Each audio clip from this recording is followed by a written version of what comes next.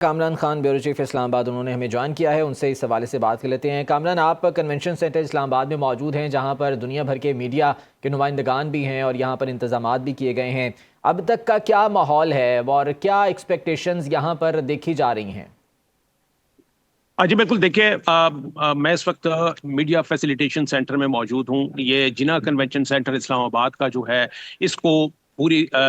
جو اس وقت اسلام آباد ٹاکس ہو رہی ہیں، جو پیس ٹاکس ہونے جا رہی ہیں آج، اس کے لیے پورا جو اس وقت ملک کی میڈیا ہے وہاں اس کے نمائندے جو ہیں وہ یہاں اس فیسیلیٹیشن سینٹر میں موجود ہیں۔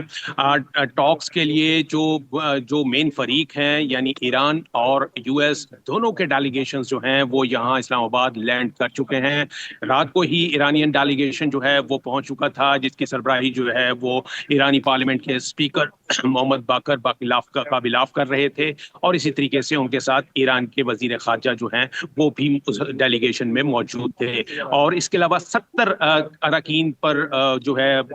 مشتمل وفد جو ہے ایران کا، وہ یہاں موجود ہے، اسلام آباد میں موجود ہے، جو کہ سپورٹنگ اسٹاف ہے، جس میں آفیشلز شامل ہیں، جس میں میڈیا کے نمائندے شامل ہیں، جس میں جو ہے وہ تھنک ٹینکس ہیں، اور اس کے علاوہ جو اسٹاف ممبرز ہیں ان کے ڈیلیگیٹس کے، وہ اس جو ہے وہ کانوائے کا حصہ ہیں۔ میں بتاتا چلوں اسی طریقے سے کچھ ہم نے دیکھا کہ امریکہ کے جو بھی اسلام آباد پہنچ چکے ہیں، اور جو ہے آج ان کی آمد کے بعد اب یہ کہا جا سکتا ہے کہ کچھ ہی دیر میں یہ جو ٹاکس کا عمل ہے یہ شروع ہوگا، اور ہمیں بتایا یہ گیا ہے کہ پہلے مرحلے میں جو ہے ایران اور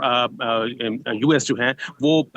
پہلے مرحلے میں وہ ڈائریکٹ ٹاکس ان کی نہیں ہوں گی۔ پہلے صرف پاکستان اور یو ایس جو ہے ان کے ڈیلیگیٹس جو ہیں وہ بیٹھیں گے، وہ بات کریں گے، اسی طریقے سے ایران اور پاکستان کے علیحدہ سے جو ہے وہ بات چیت ہوگی، اور پھر اس کے اوپر ایک فریم ورک بنا کر پھر جو ہے وہ جو باقاعدہ میز ہے، یعنی جو ڈائلاگ ٹیبل ہے، وہاں پر امریکہ اور ایران اور پھر پاکستان جو ہے وہ اس میں موجود ہوگا۔ پاکستان میں بتاتا چلوں کہ اس حوالے سے نہ صرف یہ کہ پاکستان اس معاملے میں میزبان ہے، بلکہ پاکستان جو ہے وہ ثالث بھی ہے،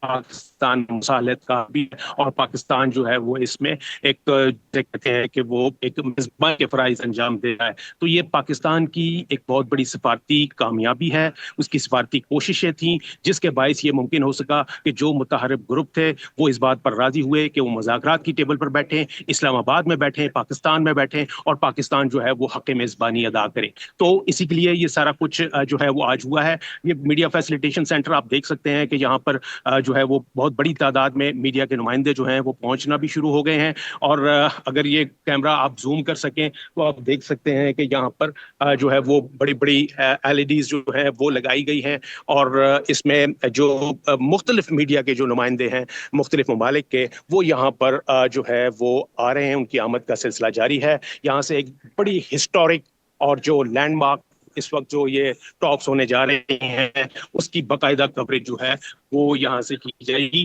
اور اس کے لیے جو ہے یہ یہاں پر